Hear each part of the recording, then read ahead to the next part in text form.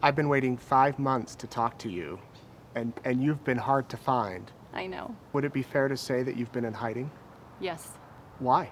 When you realize that the people that you know and you're close to and love have been involved in something that has to do with kidnapping and people dying, you start to think, oh my gosh, are they going to come after me? Like, everything closes in, and you start to think about your own safety, and you start to think about what really happened, and could this really be true? I had all kinds of fears, what the media would say about me,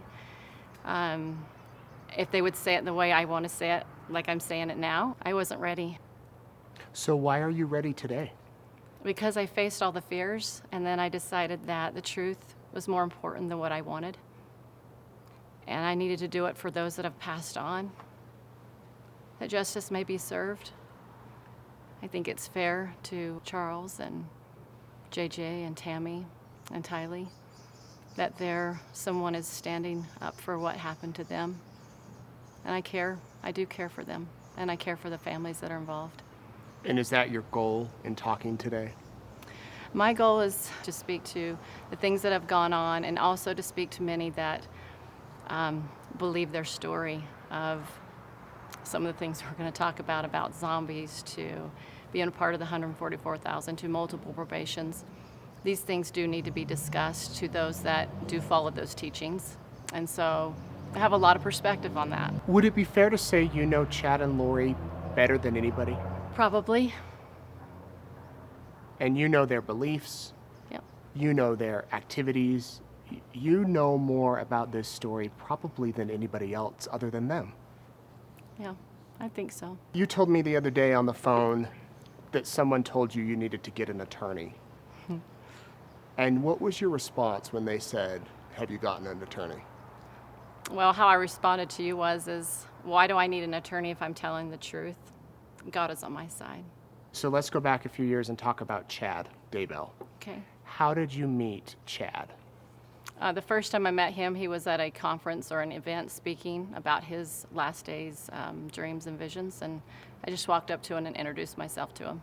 Was that in Rexburg? I think the first time I met him might have been at a camp up in Ogden, I think. Somewhere in that area. In northern Utah? Northern Utah. Were you impressed by what he had said there at the conference? Is that why you wanted to talk to him, or was it just a casual, good job? I wanted to meet him because I thought his dreams were interesting, and when I met him, I thought he was a really nice guy, and anytime I saw him was at an event. At what point did you become closer than just seeing him at events or, hearing him speak? So when Lori and him met, that's when I started to get to know him a little bit more. Tell me how you met Lori. So I was teaching a class at church one evening, and she was there, and she introduced herself to me. And what was that encounter like? She was very excited to hear the things I was teaching, and so when I went out to the hallway, she came up to me and introduced herself, and she told me about a lot of personal experiences that she had that were spiritual in nature, and we just hit it off. So from there, a friendship developed. Yep. And what was that relationship like? Wow. In the beginning, yeah. What was it like? So we talked often about our experiences that we had spiritually, and we talked about some of our trials that we've overcome, and we talked a lot about the second coming as well and how excited we are for the things that we've been studying and learning. And so just a lot of interest in that area. Mm-hmm. And we just talked about life and being a mom and, JJ being a handful, being autistic and what that was like. And, we just talked about our life. Do you remember what year that was, Melanie, when you met her? Yeah, that was 2018, about October. October of 2018. Mm-hmm. So you saw JJ, you saw Tylee, you knew that Absolutely. She was raising the kids. Yeah. Mm-hmm. And at what point did she meet Chad? Because you knew Chad and you knew Lori, but they were separate relationships. Correct. So I met her first. Well, I met him, within years, but didn't know him super close or anything like that. So then I meet her, and then her and I decided that we're going to go to an event, in St. George, and so we drove down together. And then he was selling his books and speaking, and so that's when they got to meet. So that was probably October, November, somewhere in that time frame of the same year. 2018. So did you introduce them? I don't know if I did or she just went up to the table. I can't recall. And was there anything unusual or magical or different about when they met? So we were there for 2 or 3 days, and I think he was there for 2 days, and she talked to him a lot about his books, and so she asked a lot of questions, and she was very interested in what he thought, and she was interested in what she knew, and so they just started talking about these different beliefs that generally are not something you learn in church, and so they started to kind of develop that connection right there. And were you kind of intergrained with all of it right there as they're talking about these things? I am going in and out, and I'm not sure exactly all the things they're saying. I see. Yeah. But it wasn't anything unusual. It would be if you found somebody at the church that had similar beliefs and you were talking about things, or was it a step further? It was a step further. It was discussing the things that were not something you would talk at church. It was something that you would talk closely with not a lot of people listening. Did you know that Chad had a wife and 5 kids in Rexburg? And did Lori know that? Yes. And was Tammy ever with Chad? No. She didn't come with him to the events? No. And did his children? Not that I know of. Okay. So where did their relationship go from there? So, after spending much time talking those 2 days, we went back to Arizona, and he came down to Arizona when it was the next event, which was in November sometime. And so many people, so some of my friends, some of Lori's friends, and then Chad, all got to stay in her house. It was one of the larger houses she had, so she had plenty of room throughout her house. And so they spent some time talking, and he spent some time talking to us as well. Everybody stayed in this house. Right, that's right. Chad, Lori, you. Was Charles there? No, he went out of town. He was out of town. Did you have much interaction with Charles? A little bit. And what was that like?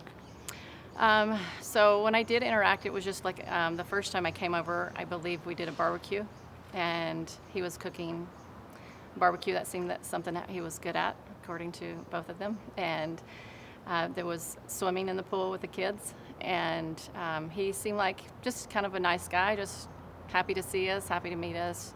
I don't know, it was an enjoyable conversation. He was talking a little bit about his conversion to the church, and he seemed to be pretty excited about it. How would you describe his and Lori's marriage? There seemed to be some arguing often when I would see them together, so he was trying to do things to help her and please her, and she seemed like she was struggling to be happy by that. Like she seemed a little often frustrated with him. They had something going on that I didn't quite understand, but there seemed to be a lot of contention between the two of them. Did you ever see him lose his temper or become irate or angry with Lori or the kids? Nope. Did you ever see her become upset or angry with Charles? Like vocally, I could see her, being upset, and he was frustrated back, so he might have had a little bit of that stress in his voice when you argue. So I would say just that arguing kind of a upset voice, Yeah. So he wasn't there at the house the day that you guys were all there for that conference. Right. The conference happens, and what happens from there with Chad and Lori? They just spent time talking about things. They went on a walk together or jog in the morning together. I do recall that. All the things they talked about, it's like so personal. It's so hard to share with the world. You know what I mean? So it was very personal details. Some of it, he was teaching us about some of his understandings about multiple lives and things of that nature. But at that point, he had already shared with her when they met in St. George that they had been married multiple times before. So that was established when they first met. Chad told Lori when they first met that they had been married before? Not in this, right now in this earth life, but in multiple earth lives. In a previous life? And did Lori have an issue with that? No, she seemed to understand that teaching already, that she had learned already through podcasts. So it wasn't something that was Foreign. Right.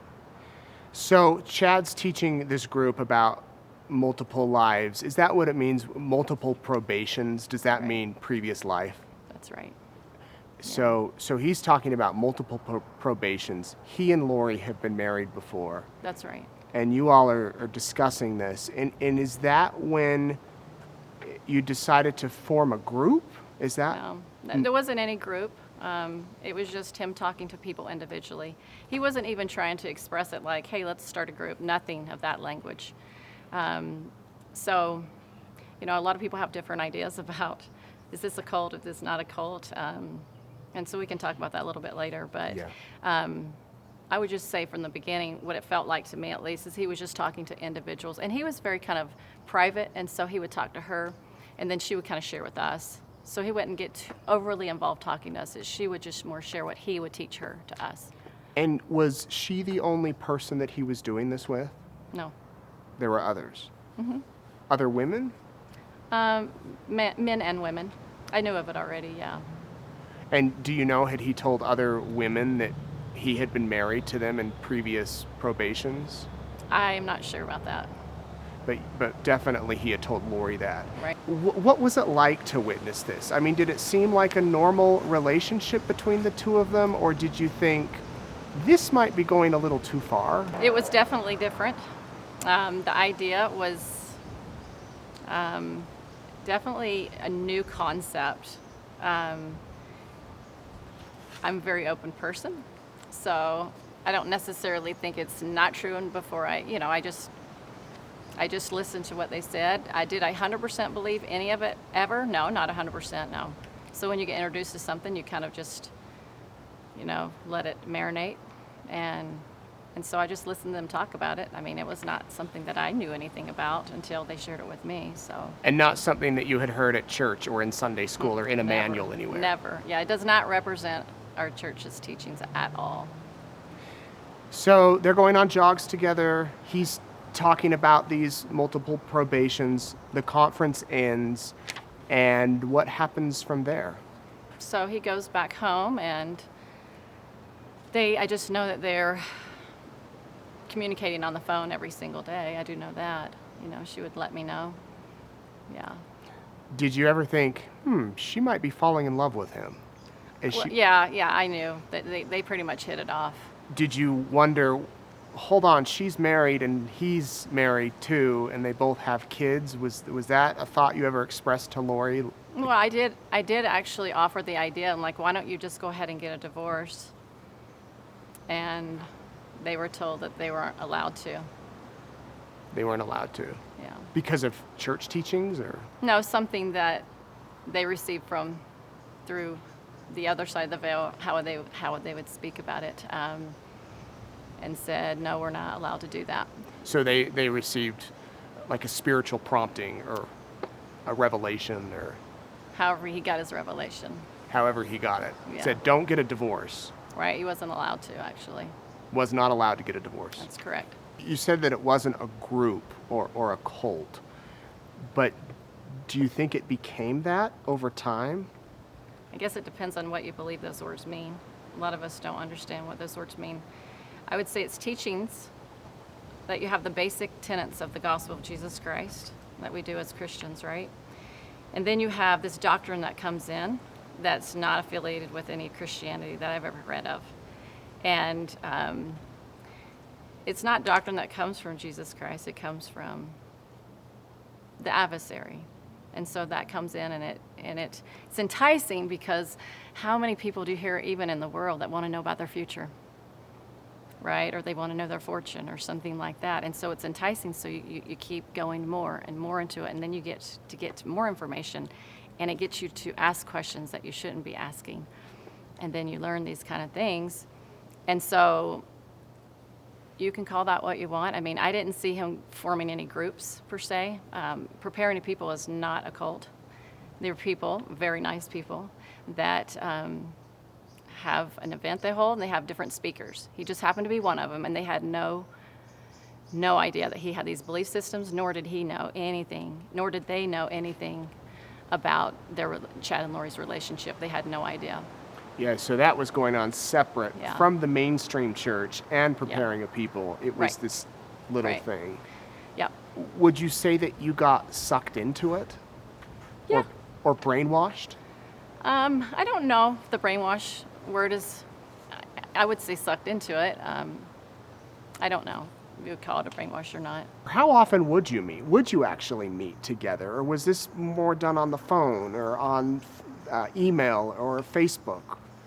It wasn't anything that was planned. So I just spent a lot of time with Lori. So we spent every day together for a period of time, actually, especially when she left Charles that first time. It seemed like it was every day. It was close to every day. A lot of time together for at least a few months, and then it kind of spread out a little bit.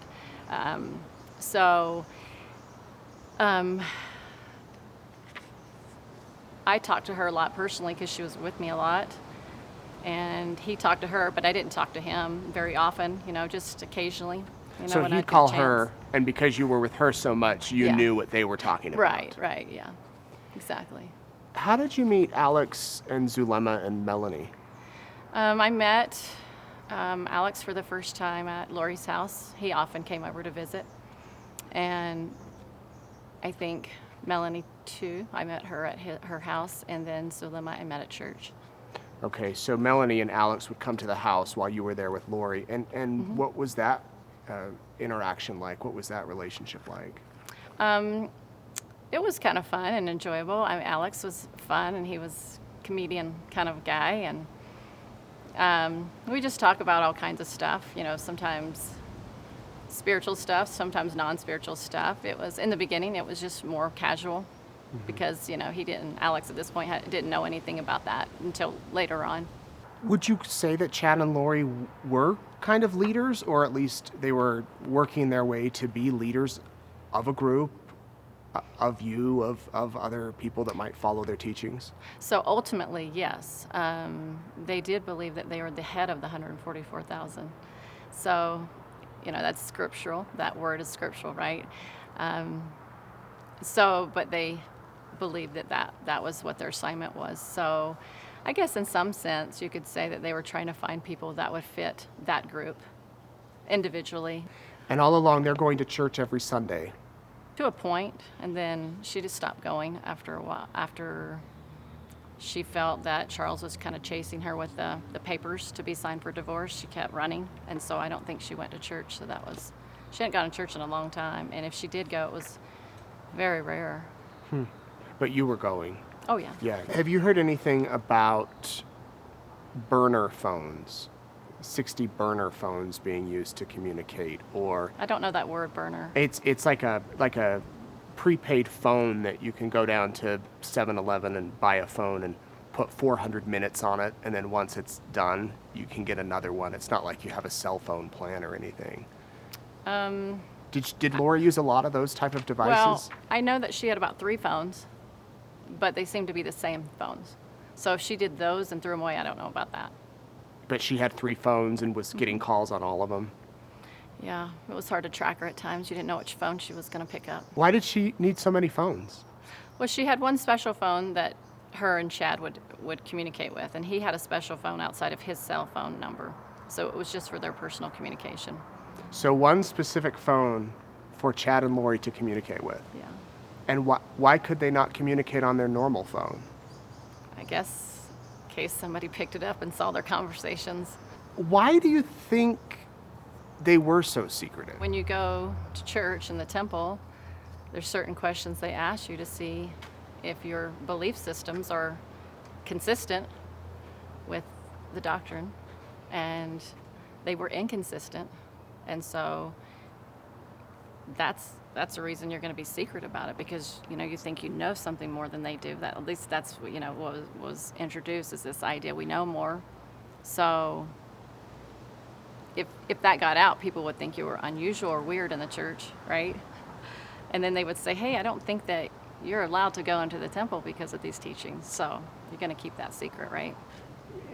Latter-day Saints if they want to go and worship at the temple, they need to go see their religious leaders, their clergy, Yeah. every 2 years and get a recommend that allows you to go into the temple. But you have to be living certain standards. And you're saying Chad and Lori clearly were not living those standards, or at least following the doctrines being taught. Correct. But they were still going to the temple. Oh, yeah. That was her favorite place to go. So she did actually go to the temple, but maybe not to church. She'd go to the temple, but not to church. Yeah. So did you know that their teachings weren't in line with the mainstream? Yeah. And did you talk with her about it? Yeah. And what was the reaction? Well, when she taught me, she was leading me to believe they were true. So there would be times where I'm like, do you think that's a good idea? Or do you think this is, those kind of thoughts? But I just kind of didn't voice a much opposition to it, but just more listened, just more listened. Was there ever a time where you thought, whoa, this is too much. This crosses the line? Well, I always thought this is a little unusual, especially, we'll get in talking about later about the zombie thing, but that was definitely unusual. That was hard to completely believe. Yeah. Yeah, it was quite unusual. Did you feel, or did they make you feel special or chosen as they're teaching you these things, that you are one of the elect and you need to be with us? Yep. And how did that make you feel? First, I thought it was me, right? So first you have that feeling of, I don't feel like that's something, because I didn't get that personally from God, so I thought it was unusual. So she kind of had to keep talking me into it. That makes sense. Like, you really are, you need to believe this, and with much enthusiasm. How did Lori describe your relationship with her? I would say she would call me a best friend or either a really good friend. And you all knew each other in previous lives? Well, she claimed that we did, but I have no memory of that. They obviously made you feel very special, made you feel like you were elect, that you were chosen. And as things progressed, did you gradually come to really believe that and say, yeah, I am one of the chosen ones? To some level. Not 100%, but to some level. Were their beliefs and this belief system written down or recorded in any way? Yeah. There was paperwork that showed all the 12 apostles to the Old Testament apostles, prophets, people in their the friends that they knew currently, to maybe some movie stars or people, just in general. They had maybe 4 pages. I don't know how many pages. And that was created by Chad. And he would say, well, these are who they are. This is what lives they live. This is how many times they've been on. So yes, it was a whole document. It was a whole plan. I mean, they would write down on paper, like, this is how many lives, this is what it needs to get to this level. You need to go to this many. I mean, it was quite the plan, if that makes sense. It was quite the detailed list. I mean, it was, and I know that Charles was aware of it because he sent it out to a lot of people. So Chad came up with all of this on his own? That I know of. I don't know if he got it from anywhere else. I've never heard that before. And movie stars were on it? I think so, or either he told us personally. I didn't look at the whole list, so I can't say. I just kind of browsed it a little bit because I didn't feel like it was for me to look at. Yeah. So I kind of skimmed it a little bit, so. Can you tell me about Chad and Lori sealing themselves in the temple to each other? And for those people that aren't familiar, couples will go to the temple and be married and sealed together, meaning they believe that the relationship will continue after this life ends. Did Chad and Lori talk about what they were doing in the temple together, which would be against church policy and procedure? Right. Chad didn't tell me, but Lori did. What did she tell you? And she just told me they went together and they felt that they were sealed by those on the other side of the veil that had the authority to do that. So they were in the temple together right. when this happened, right. Yet she's That's still right. married to Charles and he's still married to Tammy. Correct. And when you would raise this with them, that, hey, you're still married, what was their reaction, or at least Lori's, because I'm sure you never had a chance to talk to Chad Right. about it? She said that it was okay that they did this because they had been married so many times before that their spouses would understand someday. Lori, from what I understand, said that she has been on 21 planets and Chad has been on 31. Have you heard that before? I wouldn't say planets, but I would just say lives. Lives. So she's had 21 lives and he's had 31. That he was a Holy Ghost and has had 5 lives on this earth and she's had 4 lives. Correct. And Well, no, I think she had 5 lives on this earth. she had 5 lives on this. They both had 5 lives on this earth. I believe so. And Chad made a portal in Lori's closet so she can visit him. What does that mean? That sounds kind of crazy, I'll be honest. It does. It does sound crazy. So a portal is something that he created for her. I don't know exactly how he did it, but maybe. Like a box? No, it's just a spot where he just maybe said a prayer or, however words he uses to create this portal. I don't know. I mean, I wasn't there. I don't know. Sure. But it's not like he could come through it physically, but it was a way for them to interact spiritually. I see. Yeah. So it was a sacred area where if she wanted to connect with him, she could go sit and then they would have a connection. What do you think about that? I thought it was different. I thought, how do you do that? Like, do you have to have some special skills to do that? I didn't understand how people could do that, but I don't know. It was pretty extreme, but to me, everything was new, and I just thought, well, these people know things that I don't know about this stuff, so.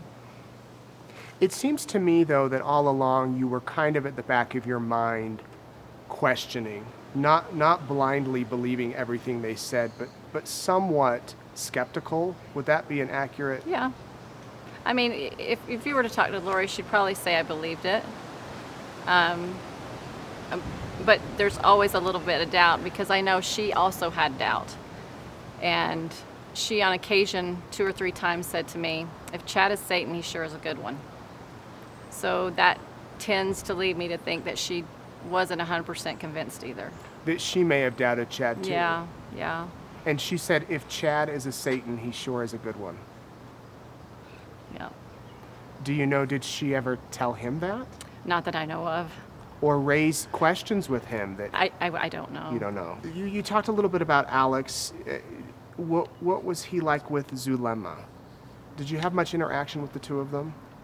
Just a little bit at the end, because they didn't know it. Well, they didn't get together until the very end, so they were just developing a friendship.